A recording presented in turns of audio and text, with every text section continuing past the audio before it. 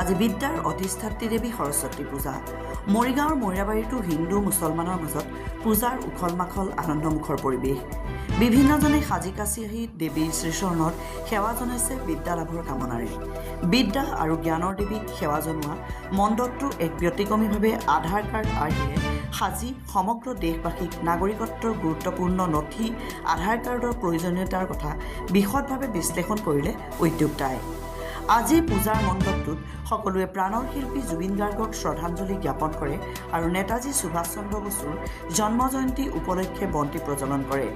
আজি পুৱাৰ পৰাই আটকধুনীয়াকৈ আধ্যাত্মিক পৰিৱেশ গঢ়ি তুলি আয়োজকসকলে সমন্বয়ৰ লগতে শুভেচ্ছাৰ বাৰ্তা দিছে সমগ্ৰ অসমবাসীকে। নিউজ ডেস্ক ৰিপৰ্ট কটকটবা লাইভ। আমি সৰস্বতী পূজাৰ কাৰণে আমি সকলোকে শুভেচ্ছা জ্ঞাপন কৰিছোঁ। আমাৰ মৈৰাবাৰী ইয়াৰ পৰা এটা বাৰ্তা যাব লাগে যে আমি কিমান ধুনীয়াকৈ ইয়াত সৰস্বতী পূজা আমি পালন কৰি আছোঁ। হিন্দু, মুছলিম, খ্ৰীষ্টান, জৈন, বৌদ্ধ আৰু বাঙালী চবেই একেলগত কিমান মিলাপ্ৰীতিৰে ধুনীয়াকৈ আমি উদ্বোধন এইটোত কৰিছোঁ। এইটোৰ লগতেই আমাৰ এটা যিটো আৰু এটা ভাল মেছেজ গৈছে আধাৰ কাৰ্ডৰ এটা এইটো আমাৰ নাগৰিকত্ব প্ৰমাণপত্ৰ হিচাপে আজি আমি সেইটো দিৱস আজি এইটোৰ উপলক্ষে দিৱসটো পালন কৰিছোঁ। লগতে আমাৰ জুবিন দা প্ৰাণৰ শিল্পী তেখেতৰ শ্ৰদ্ধাঞ্জলি আজি এই অনুষ্ঠানৰ দ্বাৰাতে আমি জ্ঞাপন কৰিছোঁ আৰু সকলোকে আৰু সুভাষ চন্দ্ৰ বসুৰ জন্মদিনটো আমি একেলগতে পালন কৰিছোঁ।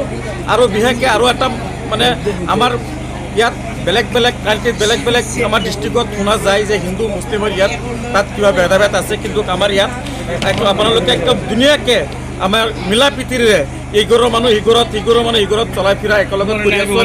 আমাৰ ইয়াত ধুনীয়াকৈ চলা ফিৰা চলি আছে। এইখিনি কৈ মই প্ৰেচিডেণ্ট হিচাপে গোটেই অসমবাসীক সৰস্বতী পূজাৰ শুভেচ্ছা জ্ঞাপন কৰিছোঁ।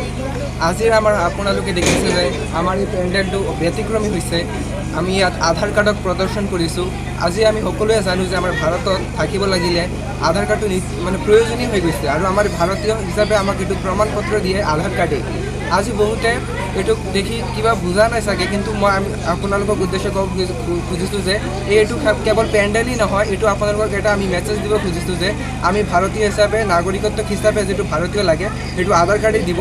আৰু যিহেতু মা সৰস্বতী জ্ঞানৰ দেৱী, এই জ্ঞানৰ দেৱী হিচাপে আমি সকলোকে এইটো জ্ঞান দিব বিচাৰিছোঁ যে সকলোৱে আধাৰ কাৰ্ড আপোনাৰ লগত ৰাখিব।